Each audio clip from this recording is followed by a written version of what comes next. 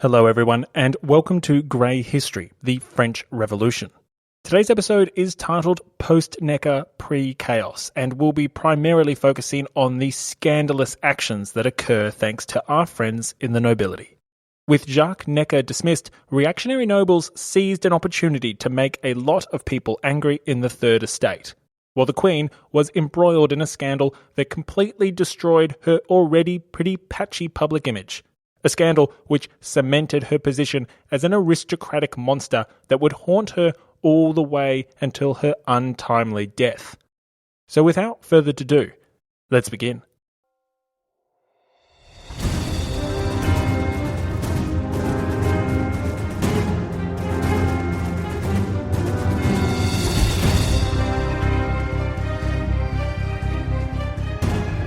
Welcome to Grey History. Episode 4, Post-Necker, Pre-Chaos.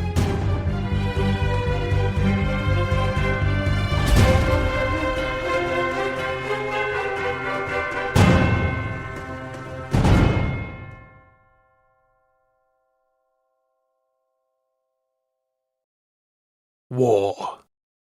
What is it good for? Absolutely nothing. That's according to singer-songwriter Edward Starr in one of the most famous countercultural protest songs ever to be released. His 1970 singles, War, channeled the attitude of many anti-interventionist activists who opposed America's conflict in Vietnam. In the song, Starr catalogues the negative outcomes that he associates with war. The destruction of innocent lives, the tears in mothers' eyes, a generation's induction, then destruction, all for nothing. According to Starr. Interestingly, however, this song has a very different tune to that sung by other anti-interventionist voices in previous centuries. Starr, in focusing on the devastation brought upon a nation's people, makes no reference to the devastation brought upon a nation's finances. Yet some 200 years before the release of Starr's single, the impacts of a conflict on the nation's finances was indeed a key focus for the anti-interventionist voices within the French government.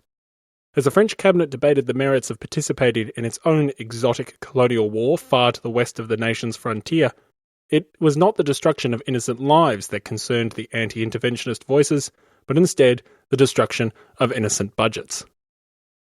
In 1776, French Controller General of Finances Turgot led the anti-war campaign within the French cabinet. Turgot warned that bankruptcy would hit the nation once the first shot was fired, and thus preached to his colleagues and to the king that France should stay out of the American Revolutionary War.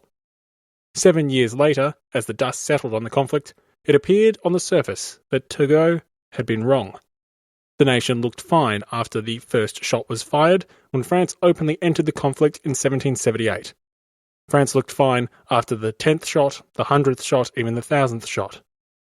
When the war ended in September 1783, some several thousand shots later, France still looked fine.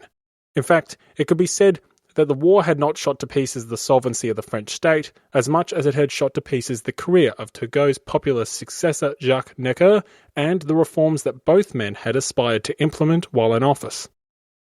Scratch under the surface, however, and Turgot's original prediction doesn't look so far off the mark. By the time peace reigned once more, the sturdiness of France's finances was in fact a complete illusion.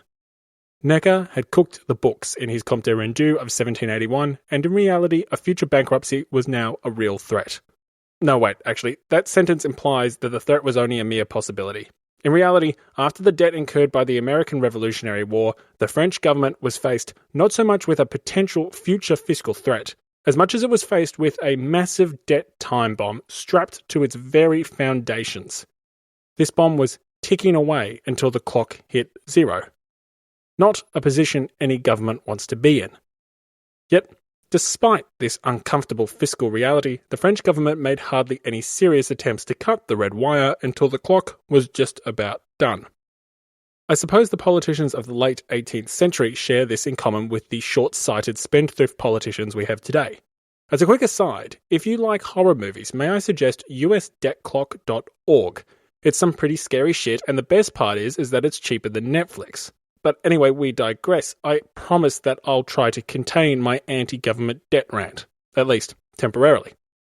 Despite the obvious threat bankruptcy could bring to a nation, the French government failed to take any significant measures to try to avoid such a fiscal calamity until late 1786, 3 years after the American Revolutionary War ended. The result was 3 years of this debt time bomb ticking away as it was strapped to the foundations of the old regime.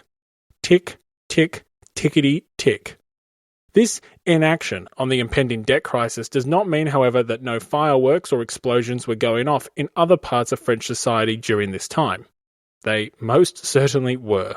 In fact, in the 6 years between Necker's dismissal in May 1781 and the creation of a debt-fighting squad known as the Assembly of Notables in February 1787, 3 significant events occur which helped to create the conditions for or the character of the coming revolution. The first is a power grab by the nobility that remains hotly debated amongst historians. The second is a scandal which cements the Queen's transformation from a foreign princess into a foreign monster and finally a foreign whore. Third, there is the continued spread of Enlightenment ideas throughout France, just as the nobles were successfully making fools of themselves. So, as the debt bomb ticks away, let's just jump into the detail. The first key event in what I refer to as the post-Necker pre-chaos years of 1781 through to 1787 was a shameless power grab by the nobility. Now, to help you understand just why the nobles do what they're about to do, and why they do it at this point in time, I want you to think back to a time in your high school life, at a time when your teacher was sick. When your teacher was sick, no doubt some poor, unfortunate substitute teacher walked into your class and attempted to teach a lesson, against all the odds. Now, in my school, the moment a substitute teacher walked into the classroom, chaos was unleashed almost instantaneously. To my left, German exchange students would suddenly appear despite those students looking as if their ancestors had fought for the other key Axis power of World War II. To my right, coughing fits would almost immediately begin, despite the fact that no one had the flu and the kids who had actually been smoking at lunch were completely silent. In front of me were rubber band wars, behind me was the mosquito ringtone. Needless to say, I found this all very annoying as I sat there quietly. After all, I was on my laptop and I was trying to ignore the chaos and focus on rushing Paris in Empire Total War. Where am I going with this, you ask? Well, I suspect that, like what I experienced, the moment your teacher was away, whatever self-imposed restrictions your fellow classmates had imposed on their behaviour fast evaporated. The absence of the teacher was a signal for an almost immediate absence of compliance. The departure of Jacques Necker from the government in May 1781 was akin to a substitute teacher walking into the classroom. Or more importantly, it was akin to authority leaving the classroom. The ambitious and reactionary nobility had grown tired of the trend of the last century. They had grown tired of a loss of power to an autocratic king, and they had grown tired of a loss of wealth to a rising bourgeoisie. To the reactionary elements of the nobility, Necker's dismissal was their chance to seize the political, social and economic gains they had been dreaming of for decades. Why was Necker's dismissal the sign to do this? Well, if you were a noble and you were looking for an opportunity to turn the clock back and make the nobility real actors in the political world again, well, wasn't Necker's dismissal the exact sign you were looking for? If you wanted to rectify the injustices inflicted upon your creed's rights and privileges, was not the dismissal of some reform-minded foreign Protestant heretic the definition of a perfect omen? If you sought to reinstall your blue-blooded noble companions back into real power and to shut out the advancement of ambitious Third Estate members, was not the dismissal of a popular commoner from one of the most powerful positions in the ministry the signal to do so? Necker's dismissal must have been like a signal flare lighting up the night sky. No, in fact, it was much more than that. It must have been akin to Mance Rayder lighting the biggest fire the North had ever seen. The Protestant, common-born foreigner, champion of the people and advocate for reform had been dismissed. If this wasn't the chance for the reactionary nobility to strike, then when would be? And so, like school children without their teacher, mischievous chaos engulfed the Second Estate almost immediately after the minister walked out the door. Within days of Necker's resignation in May 1781, reactionary nobles had successfully implemented policies seeking to strengthen their position within French society. Perhaps the most well-known of this was the Ségur Ordinance. Named after the then Minister of War, the reforms included a policy regarding all officers in the infantry and cavalry to be able to prove their nobility for at least 4 generations. In other words, if you weren't a true-blooded noble, say goodbye to any lofty ideas of leading French troops to military glory. Take that, bourgeoisie scum. Not to be outdone by the army, the courts of the Parlements also implemented a similar measure seeking to entrench the interests of their noble families too. The nobility of the sword, that is the old military nobility, and the nobility of the robe, that is the nobility of the courts, had thus created for themselves a nice little reactionary bandwagon in the days and weeks after Necker's dismissal. Seeking to join this little reactionary party, the rural gentry spotted an opportunity not so much to exclude the Third Estate as much as to be enriched by it. The rural gentry decided it was time to enforce long-forgotten feudal rights to extract more cash from the peasants. Having grown increasingly poor in relation to the upper crust of the Third Estate, the rural gentry were keen to reverse the trend, and this reactionary moment gave them the opportunity they were looking for. Here's how historian Geneto Salvemini describes the situation, as translated by I.M. Rawson. The nobles, assured now of support from both government and magistry, applied themselves throughout the length and breadth of France to the enforcement of their seigneurial rights. They refused to recognise any rights on the part of their subjects that were not authorised by legal contract. They increased the corvée and feudal dues, and even insisted on payment of revenue fallen into arrears for the last 29 years. Moreover, they renewed the tax registers, making the peasants responsible for all expenses of compilation, laid hands on common property, disputed the rights of the populace over forest lands, and tightened up their monopolistic privileges. Thus, the nobility of the sword were establishing a monopoly of power within the armed forces. The nobility of the robe were doing the same within the parlements and the courts, and the poorer rural gentry were squeezing every last louis from the pretty penniless peasants to begin with. In fact, the rural gentry were doing 29 years of squeezing simultaneously. At once, they were chasing long-forgotten obligations that had been in arrears for the last 3 decades. Of course, none of this winning by the nobility made them popular amongst the 98% of the population that is the Third Estate. But hey, it's not like there's a revolution around the corner, so who cares?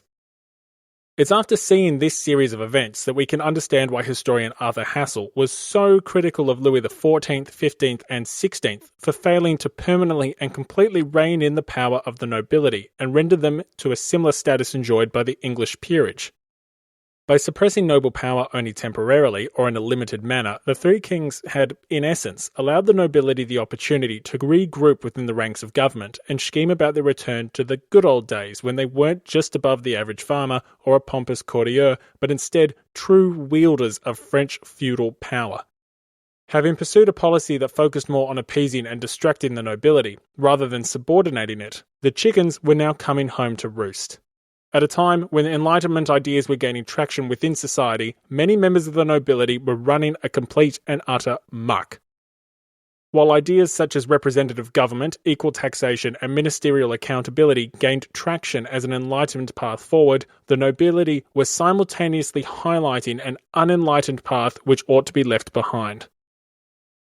Now, before we talk about what the Third Estate made of all of this, I would like to take one moment to acknowledge some grey. It is grey history, after all. The story I have just told of reactionary nobles deliberately ostracising the Third Estate to protect their own interests or enrich their own interests was the point of view held by the revolutionaries themselves as well as many later historians. Recently, however, this class-based view of events has been challenged by revisionist historians. In particular, in 1974, historian David Bine published an alternative opinion to the then conventional view of events I have just described. According to Bine's view of the Seigneur audience, the nobility of the sword were not targeting the exclusion of the Third Estate, but other members of the Second Estate, specifically the nobles from non-military backgrounds. These policies were designed to exclude amateurs, not commoners, and that's why officers would need 4 generations of noble heritage, rather than just, say, the status of nobility itself. At face value, this isn't a ridiculous claim at all. The nobility were, after all, heavily divided amongst themselves, and one of the key reasons for this division was that more than half of the noble families in France had only been ennobled in the preceding 2 centuries. If you then take into account the fact that many members of the old nobility saw themselves as the true custodians of the military, and that they also saw recently ennobled nobles as greener than a blade of grass, well, you can start to see the merit of Bine's claims. It could be argued that in an effort to ensure the military was operating most effectively, the nobility of the sword were excluding amateur nobles from positions of command, and they weren't targeting commoners at all. Of course, that statement implies there were a great number of officers who were from the third estate to begin with. The truth is that the army had never been a great avenue for commoners to rise up through the ranks of French society. Between 1740 and 1780, it's estimated by some that only 5% of the army's officers were commoners at any given time. This evidence lends itself to the idea that the nobility of the sword were specifically targeting the nobles from the courts and the nobles from the civil bureaucracy. Nobles who were perceived to be unprofessional and inappropriate for military command because their families had only been ennobled in recent centuries. Bine's argument gets a boost from another aspect of the reforms as well.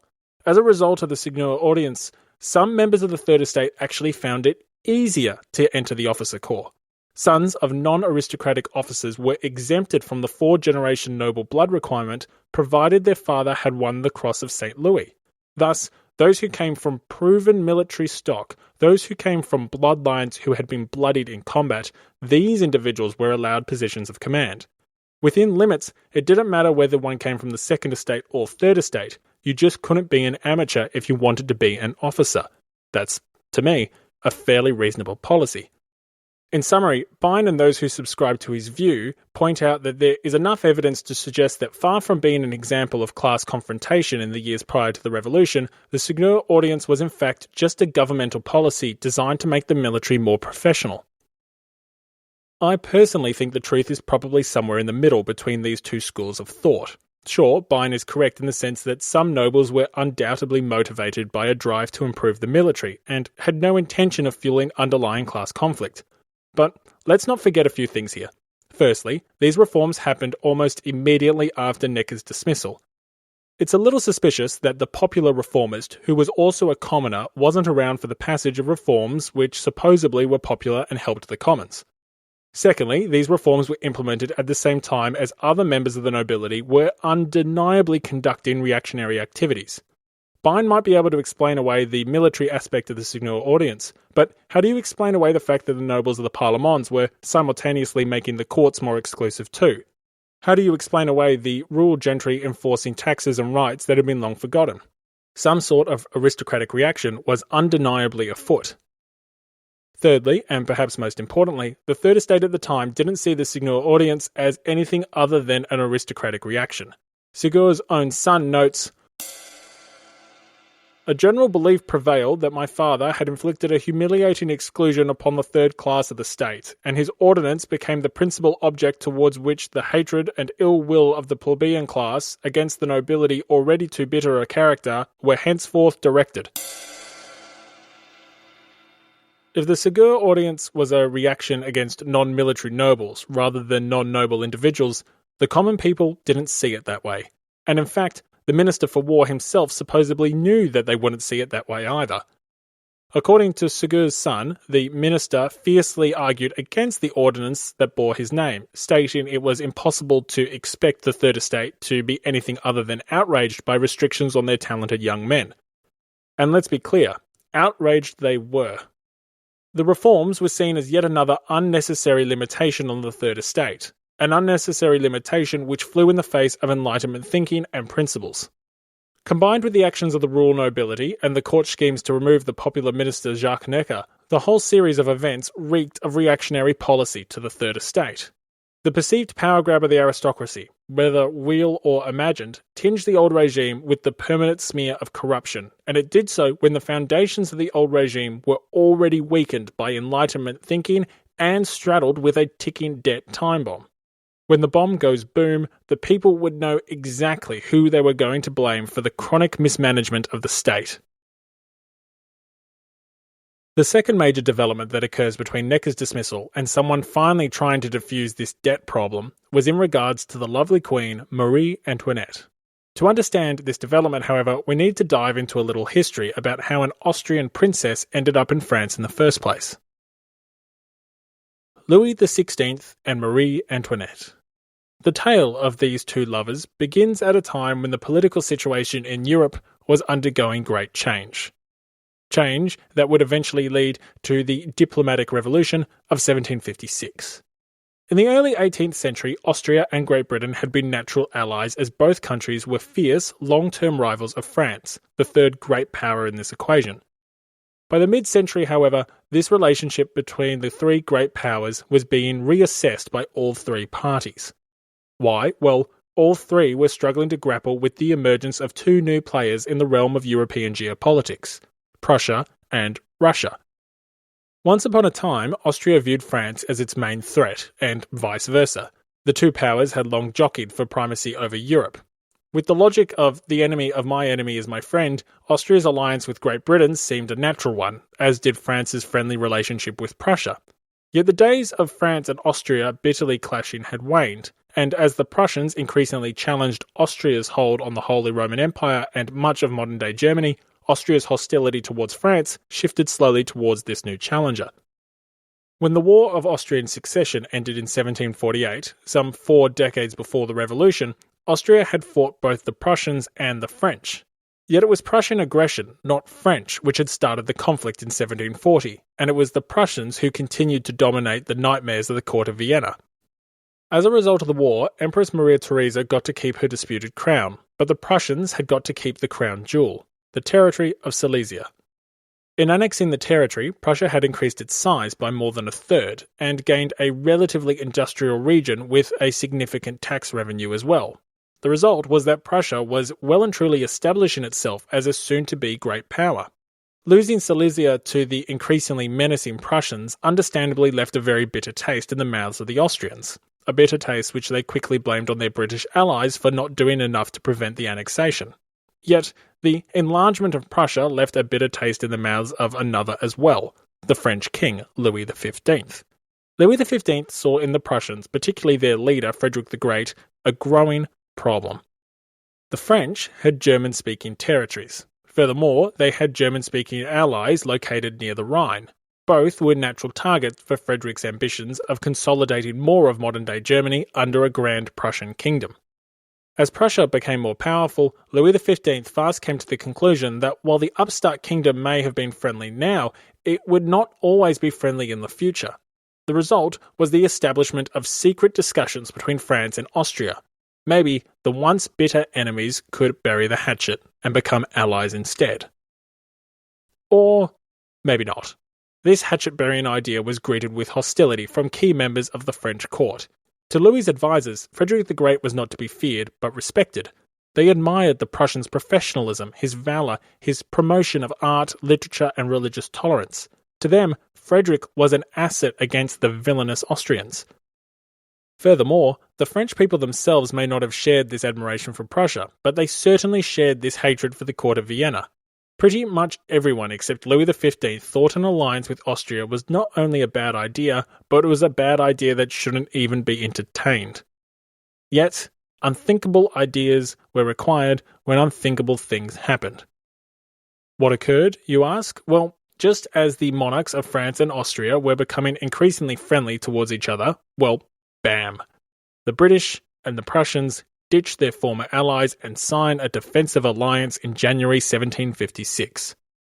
It turned out that the Austrians weren't the only ones rethinking the Anglo-Austrian alliance, and the British had seemingly come to the conclusion that the rising Prussian kingdom would be a better ally henceforth. In response, France and Austria quickly signed a defensive pact of their own. Here's the best part, however.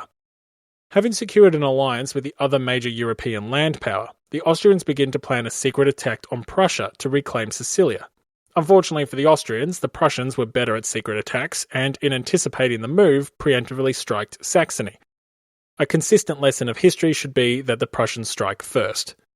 With Prussia and Austria now at war, the Austrians invoked their alliance with the French, and that dragged them into the conflict. What's this particular party called? That's right, the 7 Years' War. The same 7 Years' War which resulted in France essentially losing all her colonies on the continent of North America, and the same 7 Years' War which resulted in national humiliation. A humiliation, let's not forget, that was theatrical in nature.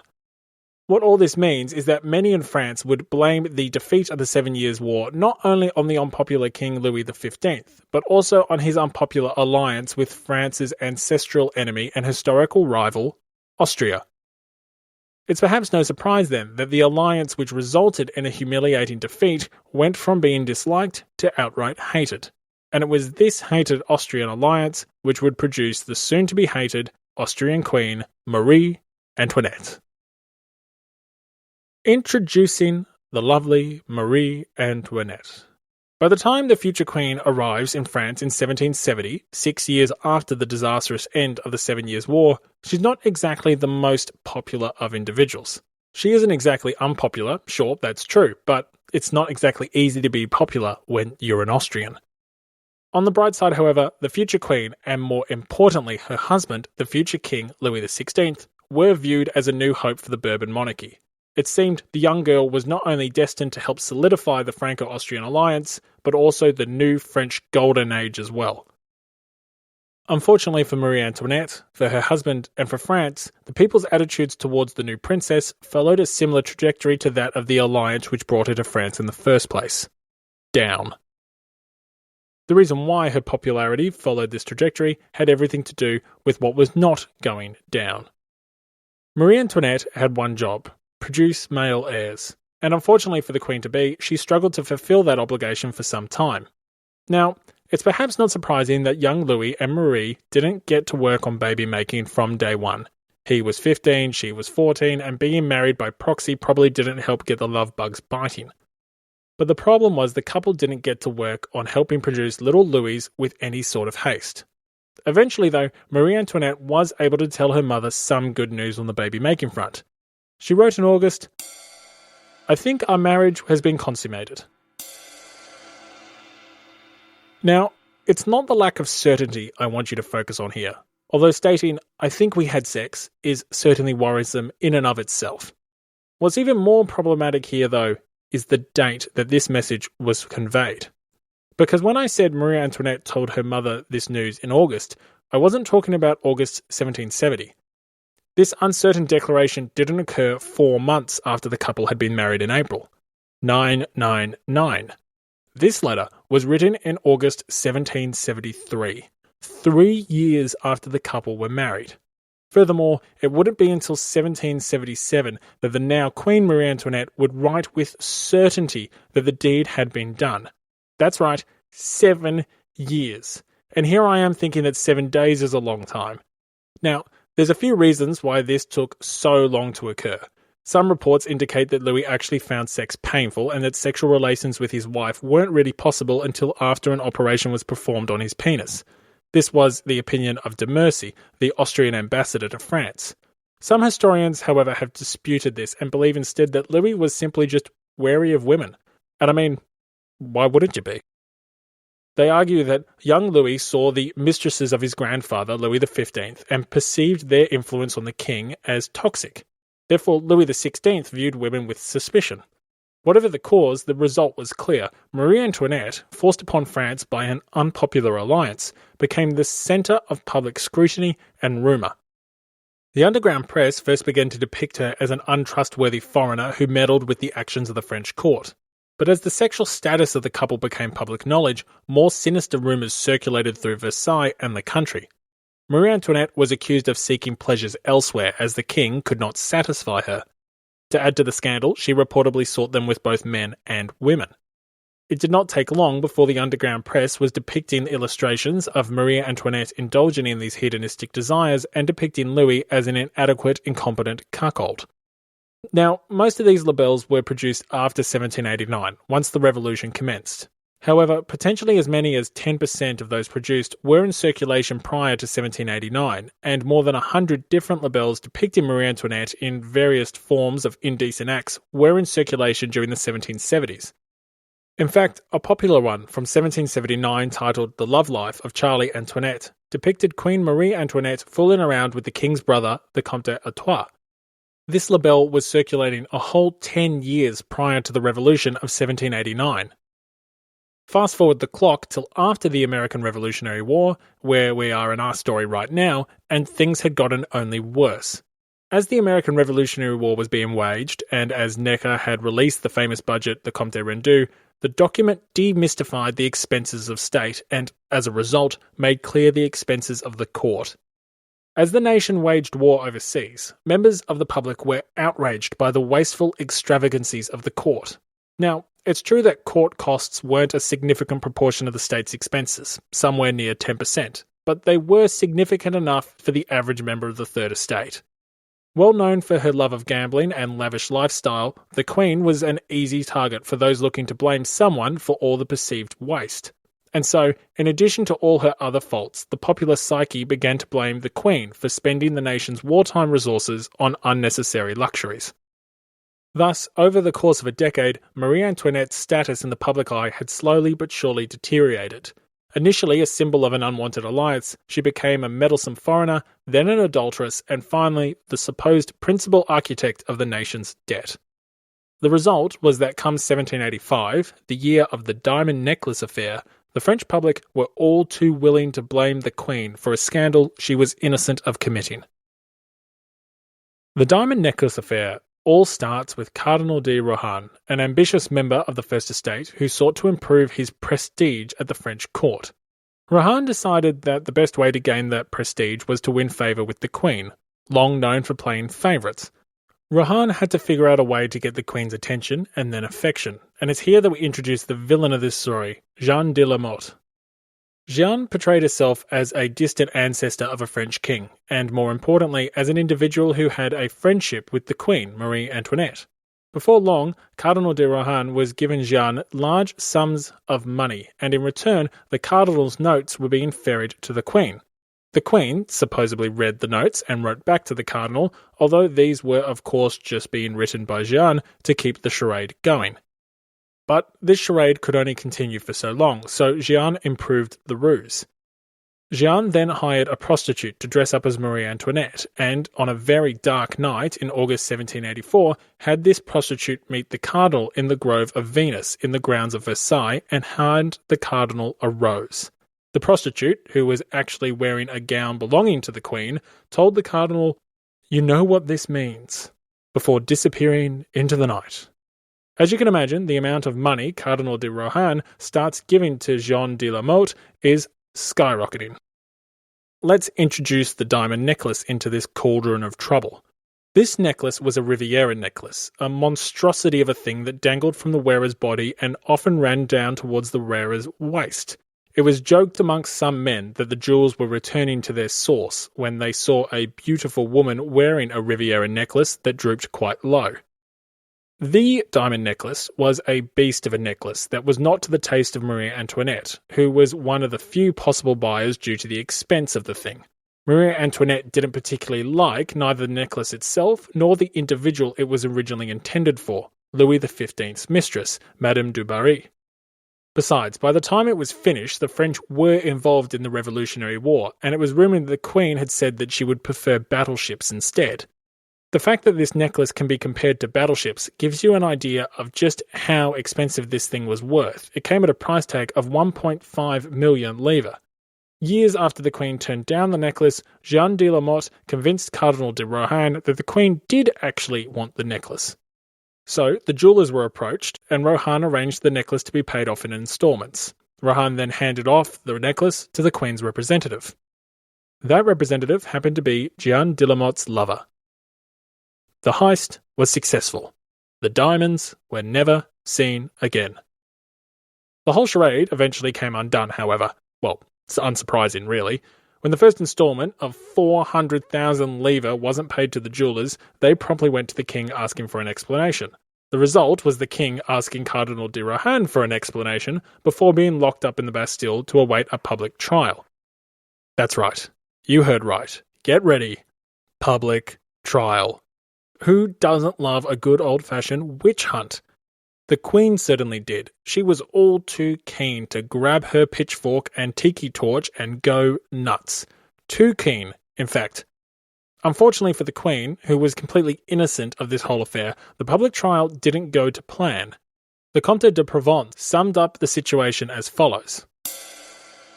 When the necklace affair came to the Queen's knowledge, she, not knowing all the details, but being well aware of the change in public opinion towards herself, imagined that a striking verdict in her favour would prove the whole truth.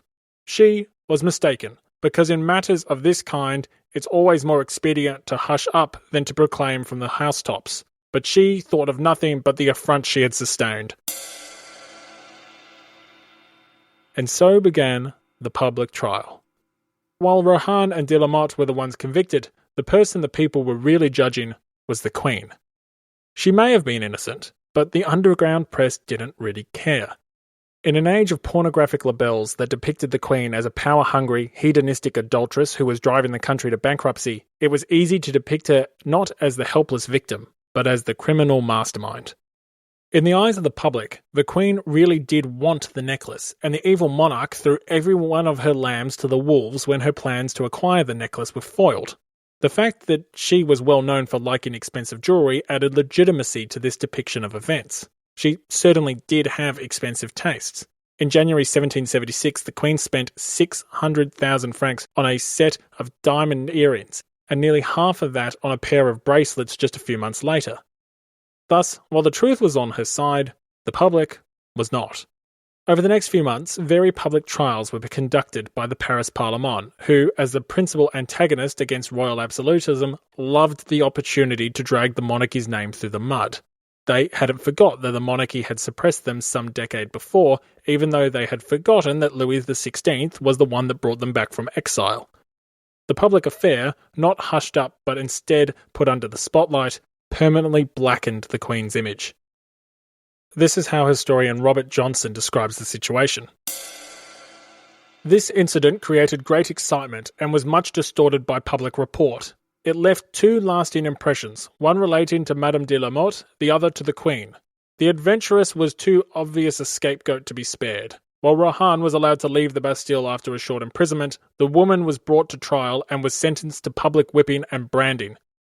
Her execution was carried out in bungling fashion, and at the foot of the steps leading to the law courts, where Danton's voice was to reverberate so loudly in his struggle with so-called justice 10 years later, a disgraceful scene occurred.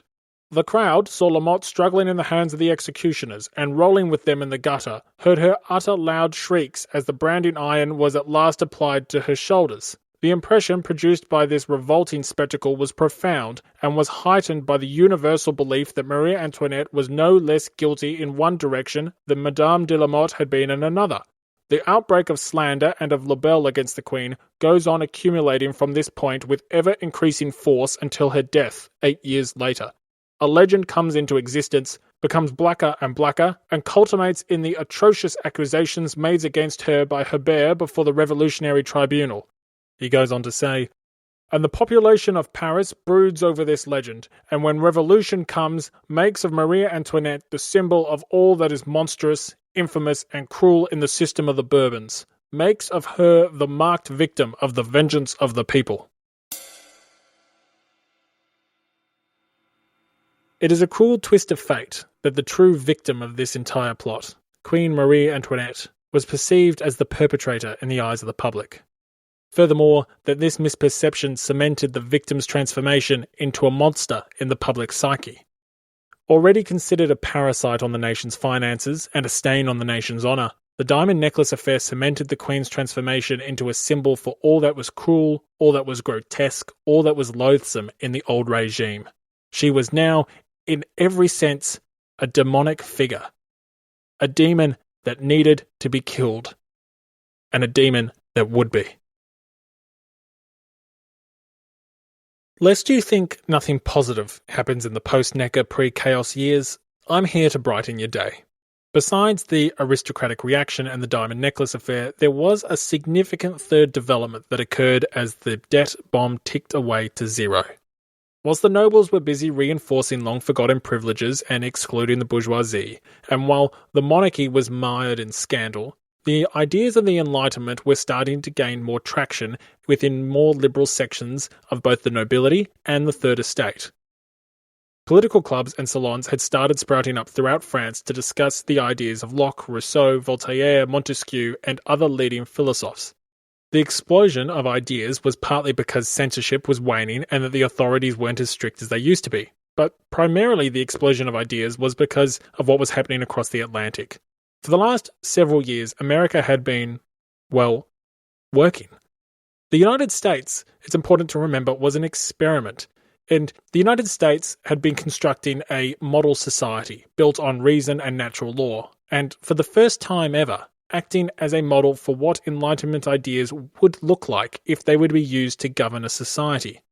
Before America existed, these ideas of how government should be structured, of how society should work, of how people should live, these ideas were untested. That was no longer the case. America was a living, tangible example of an alternative way of doing things, and it was an example which stood in significant contrast to the societies of the old world. As the actions and scandals of the aristocracy dominated the French press, America must have acted like a light, beaming an enlightened path for all to follow.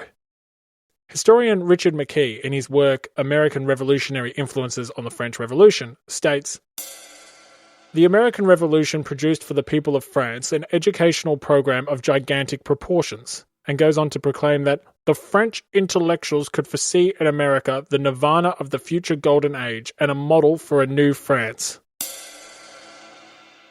Indeed, America was becoming viewed as a nirvana in some key sections of French society.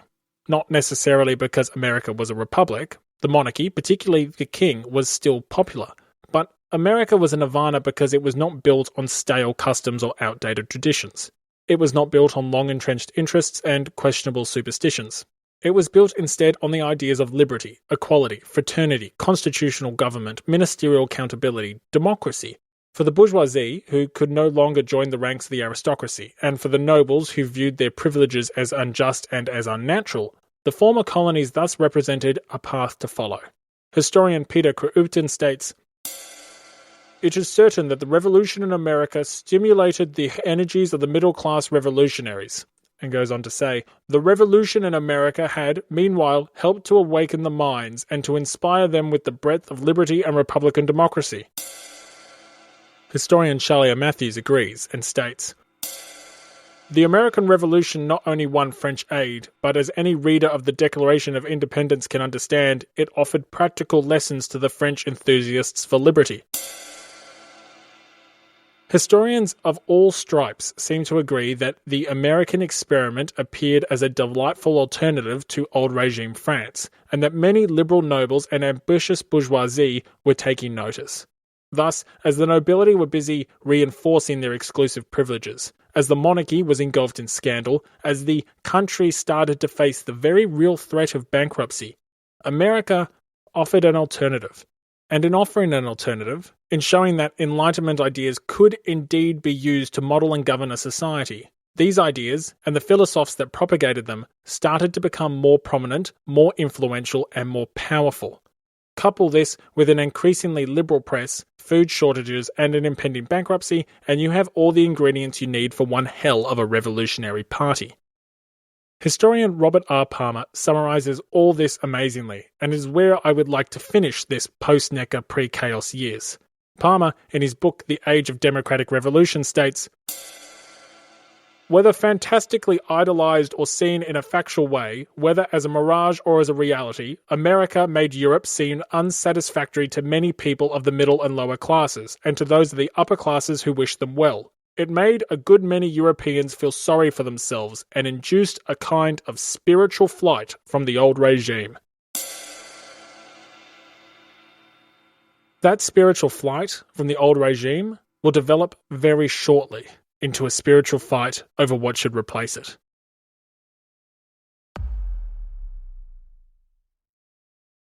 Thank you for listening to episode 4, Post-Necker, Pre-Chaos. Next episode, we'll be covering the bankruptcy and the assembly of notables, which fast transforms itself into an assembly of rebels. Now, if you've enjoyed today's episode and you're keen for some more grey history, then there is something you can do to help secure that. Please tell people. Tell your friends, tell your colleagues, tell the person sitting next door to you on the train, tell anyone who you think might enjoy a history podcast that explores the grey. It's a new podcast and I need all the help I can get, so if you're enjoying the show, please do spread the word. Thank you for listening and have a great day.